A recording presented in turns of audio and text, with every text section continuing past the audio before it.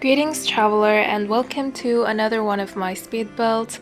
For today, our travels bring us to Chestnut Ridge, and we're building an olive farmhouse on a hill that's also this kind of Mediterranean European kind of style.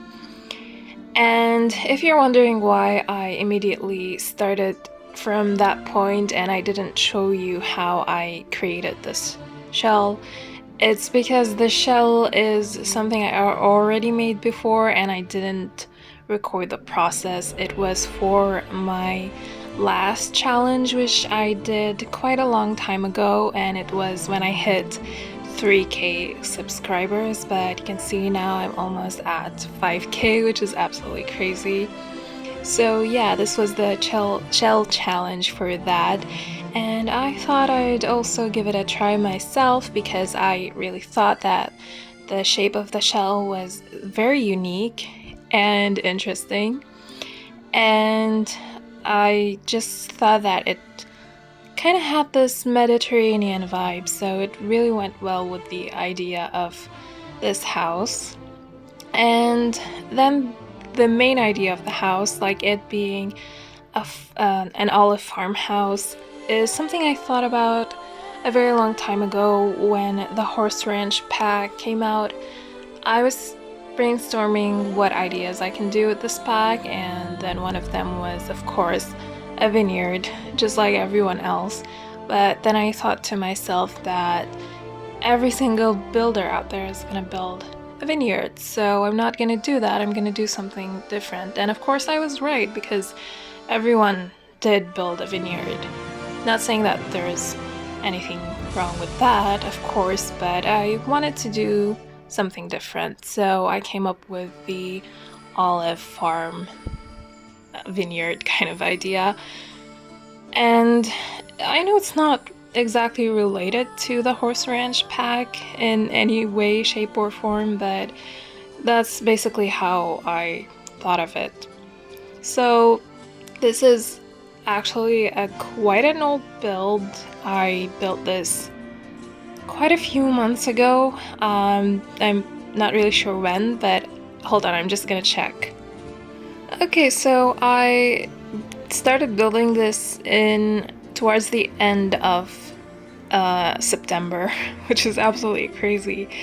It's November right now. I actually don't know when I'm gonna put out this video, but it's either the end of November or the beginning of December. So yeah, this build was 3 months ago, and I was just very excited to share it with you. I can't believe I finally got the chance to do that. You have no idea how much I'm in love with this build, like the whole thing. So before talking about the whole olive thing, let me just get back to my many inspirations behind the build. And now moving on to the interior, the inspiration for the interior, I came across this one Instagram post, and it's from this interior design and architecture account that I absolutely love. They post some very interesting and unique ideas that I don't really see on any other accounts. So this one post was about red and white stripes and Mediterranean houses. So that was the whole vibe that I wanted to go for the interior of this house. I am gonna post a picture or a few pictures for you that I used as an inspiration. So we have the Mediterranean, of course, the Mediterranean aspect, and we also have the red and white stripes, which, by the way, wouldn't be possible without the last installment, I believe, from the coastal set from Harry. I mean, that set was such a lifesaver. Like I said, this whole idea wouldn't be possible without it, because I don't think we really have anything else that has these red and white stripes. So in addition to that, I kind of mixed it with this interesting color. It's a very interesting color combination, which I also took from one of the inspiration pictures. And it's kind of this aqua blue. Like, I don't know exactly what to call that shade, but yeah, it's kind of like aqua cyan. Is it pronounced cyan? I don't know.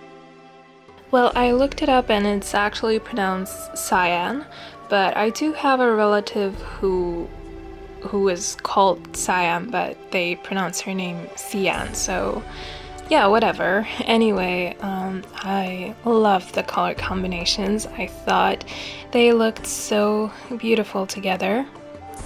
And for today's voiceover, I forgot to mention this earlier, but I'm kind of doing things differently for this video. And it's kind of like this blind voiceover in that I can't actually see what's happening on the screen right now because I still didn't edit the video. So usually the voiceover is the last step in the whole process, but today I'm doing it first because I wouldn't have time during the week for a voiceover. So yeah, anyway, how this is gonna go is that I'm gonna just talk about the build for a few minutes. I'm not exactly sure how much, but then the rest of the video is gonna be just music only when I feel like I've said what I wanted to say about this build. So this build is very special to me in so many ways, but particularly the fact that it's an olive farm, because olives were a pretty nostalgic and significant part of my childhood after the age of 10, because when I was 10, that's when we moved to Syria, and where I lived in Syria, in the coastal area. I'm not really sure about the rest of the country, but on the coastal area, specifically in the rural areas, each family almost has either a piece of land or multiple pieces of land where they just have olive trees. So the whole scenery, the whole nature where I lived was just covered in olive trees and olive fields as far as the eye can see. And we also were blessed enough to have multiple lands where we had our olive farms, and it was just a very special time of the year for me as a kid, because that's the time of the year when the whole family gathers together, and then we go to the olive farms that belong to the family and we gather the olives.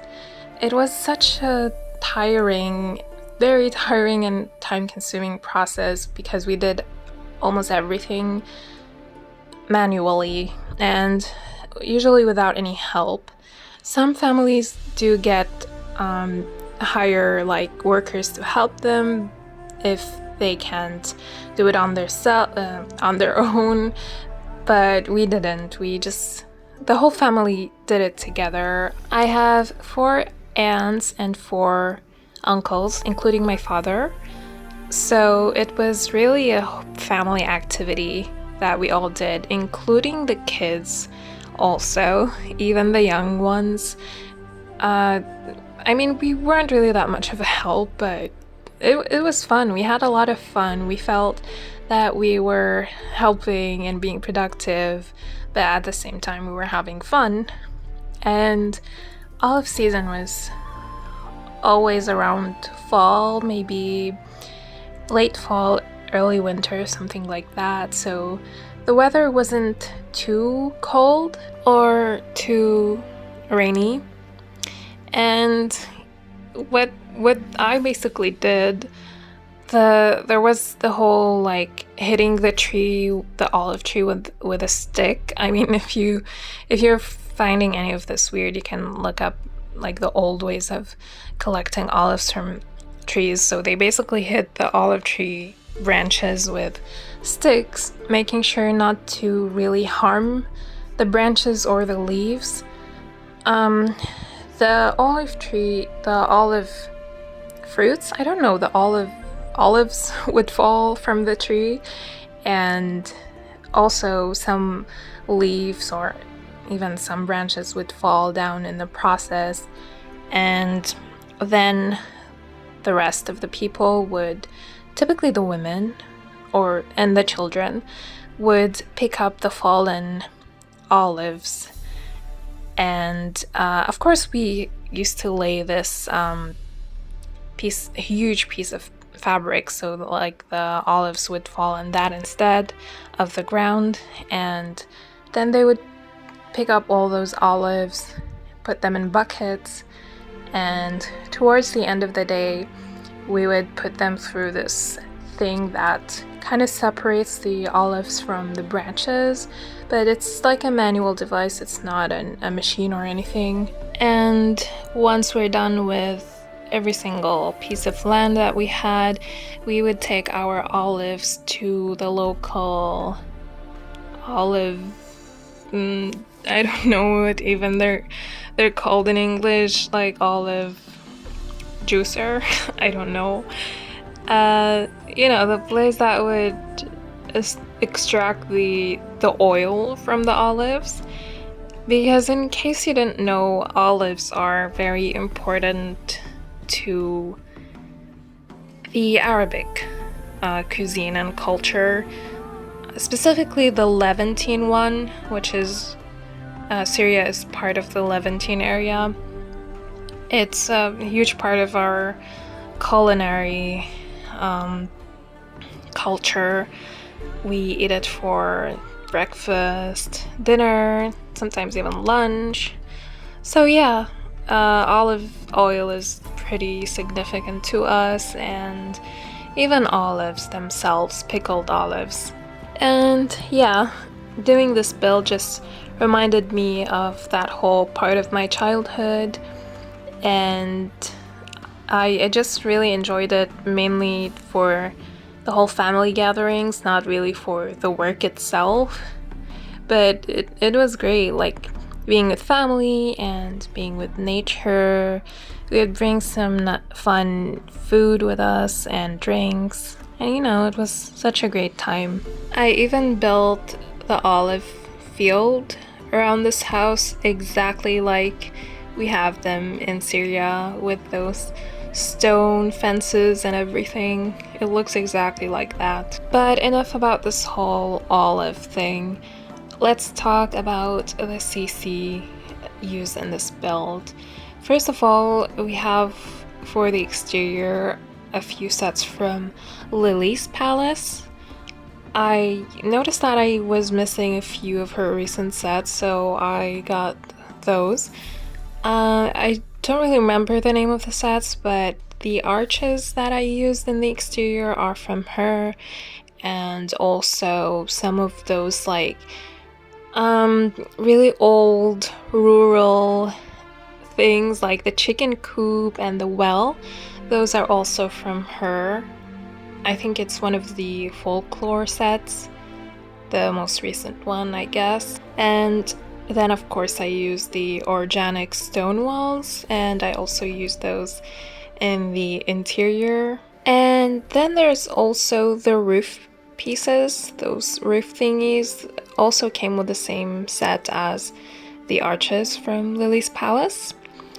And then for the interior, I have to say the downstairs living room is my absolute favorite part of the house. I love it so much. It's so unique. And then it has this double height ceiling with full length windows, so it's absolutely gorgeous. And then I did a really interesting bench window seat. It took a lot of playing around with the basement trick and the tool mod, but it is functional. I did get it to work. The Woodland Ranch set also came out during the time I built this, so I of course used it mainly for the bedrooms and then also for the kitchen. I am obsessed with the kitchen that comes with that set, and it just went so perfectly with this build because it has this kind of Mediterranean vibe more than it having like a woodland or country or western vibe, in my opinion at least. So yeah, I definitely used that here. And in addition to that, like I mentioned earlier, there is the last installment of the Coastal collection from Hey Harry, which just made this build basically. And then there is this one room, which is I think downstairs, where it's this study like slash hallway, and I used the paranormal set in there a lot. I just felt that the vibe of that set really went with this build. Also, it has colors that are very similar to the colors that I use in the rest of the house. You can notice that the layout of the house and the floor plan are very interesting. It doesn't really make sense exactly, but I didn't really plan this out. I wasn't exactly thinking when I made the shell. I was just thinking like, how can I make this as complex as possible?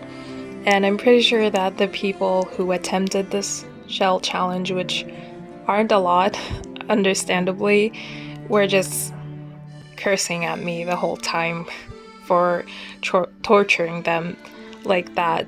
But I don't know, I personally thought that it was very fun. Another thing I like to mention that required a lot of using the tool mod was a specific fireplace on the second floor, which is, by the way, also the main floor and the main living room. But I found this fireplace on Instagram and I wanted to kind of replicate it, and it was very almost impossible to replicate, but I managed to pull it off eventually. So this is basically a half wall. I didn't show the process of it in the video because it was such a long process, but it's a half wall. And then I covered it with some wall beams from the Kyoto set. And then I used some plaster shelving to close up any of the parts that didn't make sense and, cover them up. And then the opening of the fireplace where the fire is a window that is sized down. And then I just put a fireplace in there, and surprisingly enough, the fireplace is actually functional despite all that. Like, your sim can just walk over there and turn on or turn off the fireplace, which was shocking. But I'm so glad that it had to work without me having to find any workarounds. So I think that's everything I really wanted to mention about this build. You can still, by the way, attempt this shell challenge if you want to. I don't really have a time limit for it, so you can find it on my gallery under the hashtag Bella3K subs.